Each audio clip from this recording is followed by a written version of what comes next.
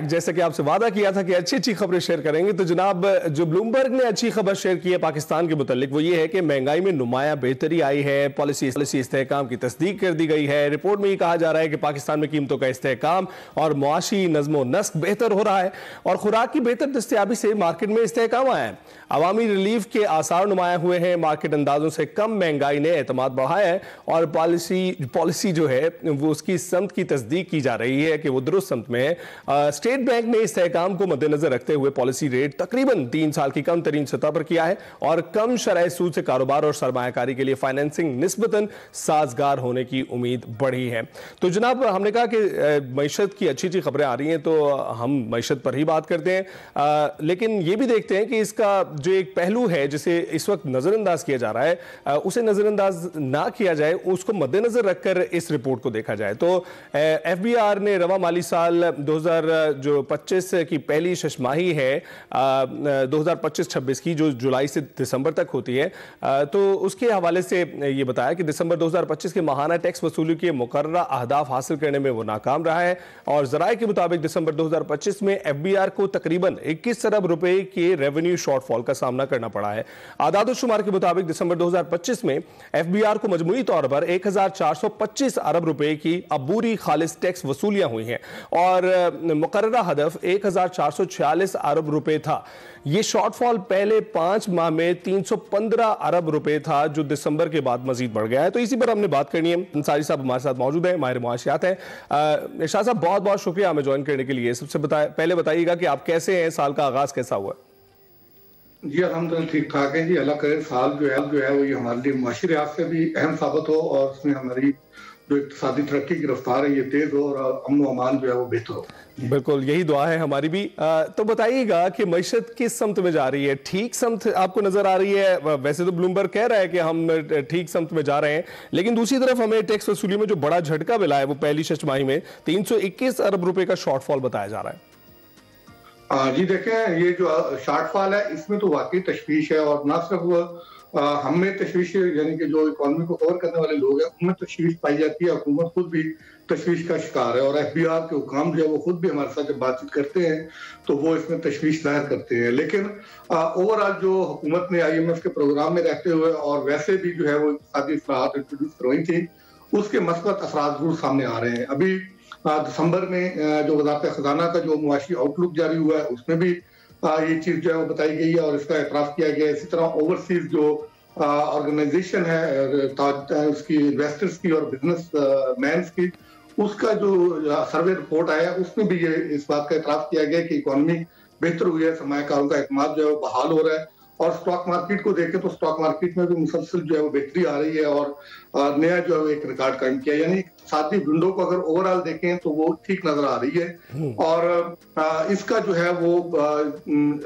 सरमायाकार जो है उसका बरमला इजहार भी कर रहे हैं, लेकिन उसके बावजूद चैलेंजेस मौजूद हैं और इसी खदशात का इजहार IMF भी अपनी रिपोर्ट में जारी कर रहे हैं और वर्ल्ड बैंक भी कर रहे हैं, दूसरे जो इदारे हैं वो भी कर रहे हैं। साथ साथ वो इंप्रूवमेंट का एतराफ़ भी कर रहे हैं, लेकिन वो साथ ये भी कह रहे हैं, मुतनब्बी भी कर रहे हैं कि अभी खतरात मौजूद है और ये हकीकत भी है, जमीनी हकायक भी यही है कि अगरचे इम्प्रूवमेंट आई है लेकिन इस्लाहात को जारी रखना जरूरी होगा ताकि जो इम्प्रूवमेंट आई है इसको पायदार बनाया जा सके और इसमें इस्तेहकाम लाया जा सके। इरशाद साहब, हमारी देखिए मईशत की समत तो जो भी हो, हमें इस वक्त समझने के लिए जरा समत जो उसका तयन कीजिएगा, उसे मुतय्यन कीजिएगा।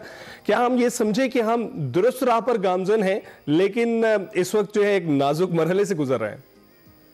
जी बिल्कुल बिल्कुल दुरुस्त राह पे हम गामजन जरूर हैं, लेकिन हमें मोहतात जो है वो रह के चलना पड़ेगा क्योंकि देखिए हुकूमत पे भी बहुत ज्यादा दबाव है, सोशल मीडिया के जरिए भी और अपोजिशन की तरफ से भी उसी को लेके बातचीत हो रही है कि शायद वफाक में भी तब्दीली आ रही है और सूबे में भी तब्दीली आ रही है। एक्चुअल दबाव ये है कि आपकी GDP ग्रोथ जो है वो इतनी फास्ट क्यों नहीं है और बाकी जो इंडिकेटर्स हैं वो इतनी तेजी से ऊपर नहीं जा रहे। अच्छा, तो ये एक इंडिकेटर अभी आया है। देखिए जो FDI है, जो फॉरेन इन्वेस्टमेंट है, वो तभी आती है जब लोकल इन्वेस्टर इन्वेस्ट कर रहा हो। तो आपको ये लगता है कि जो PIA की बिडिंग हुई है इसके बाद कुछ अच्छे असरात होंगे और उसका रिपल इफेक्ट होगा? जी बिल्कुल, यही मैं आपको कह रहा हूँ ना कि देखिए PIA की बिडिंग जो है, इसका जो ट्रांजैक्शन का मुकम्मल हो जाना, ये आज खुद एक बहुत बड़ी खबर है ये एक अरसे से जो है वो इल्तवा का शिकार थी और मुख्तलिफ हुकूमतों ने इसके लिए बहुत कोशिश की लेकिन नहीं हो सका। और पिछली मरतबा तो आपको पता था कि एक सिंगल बिडर आया था और उसने तो जो बोली लगाई थी और जिस अंदाज से उसने पार्टिसिपेट किया था तो उससे तो एक मजाक बना हुआ था।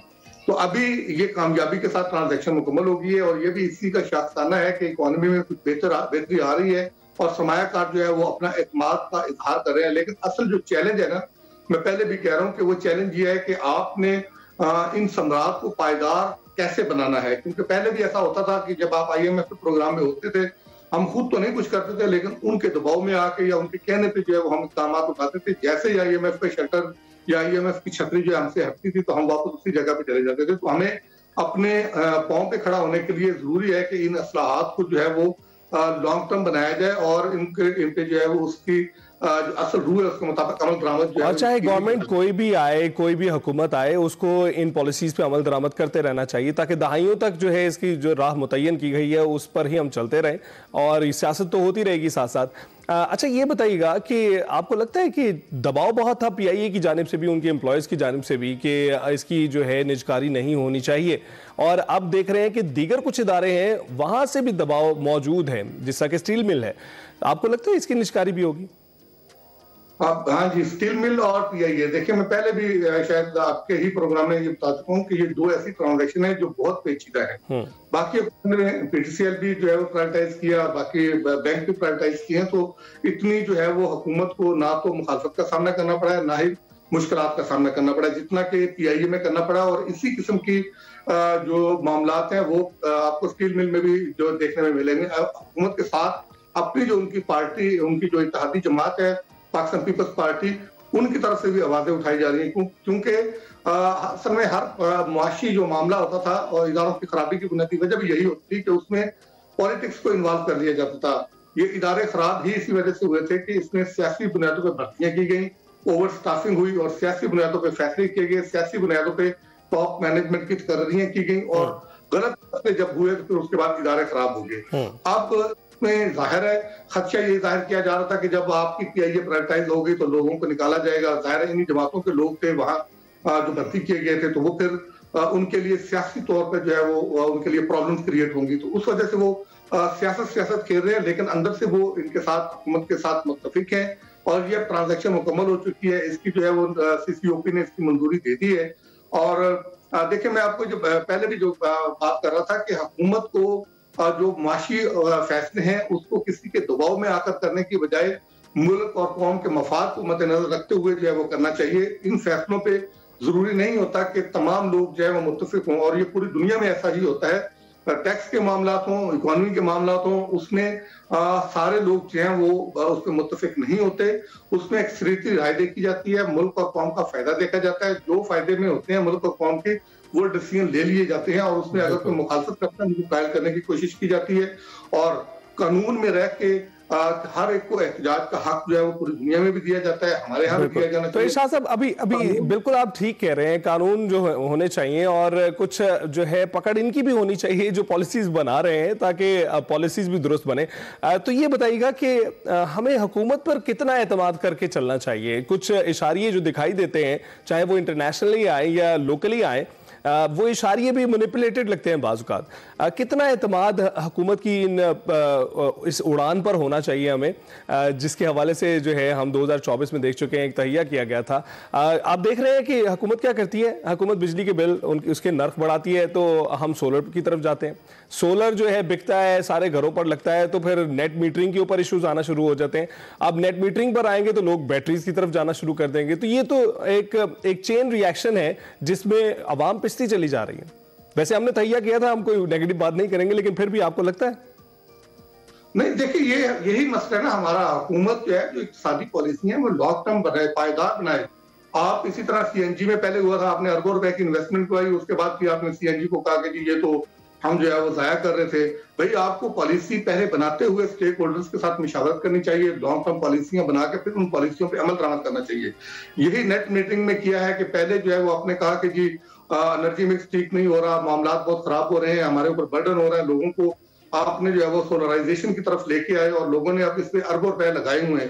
देखिए अगर आप पूरे नेशनल ग्रिड में देखें ना तो बहुत ज्यादा उस पर इम्पैक्ट आया, बहुत ज्यादा लोगों ने जो है वो अपने आप घरेलू के साथ साथ इंडस्ट्री को भी जो है वो सोलर पे लगा रही है, क्योंकि उनके लिए जो कॉस्ट ऑफ प्रोडक्शन जो चीजों की इतनी महंगी हो गई थी कि उनके लिए इंटरनेशनल मार्केट में भी और लोकल मार्केट में भी अपने आप को सर्वाइव करना और कम्पीट करना उनके लिए ऑलमोस्ट नामुमकिन हो गया था। तो हुकूमत ने तो कोई इकदाम नहीं उठाया था उस वक्त, तो फिर लोगों ने अपनी मदद आपके तहत अपनी इन्वेस्टमेंट की, अपनी कास्ट को रिड्यूस करने के लिए वो सोलर की तरफ गए।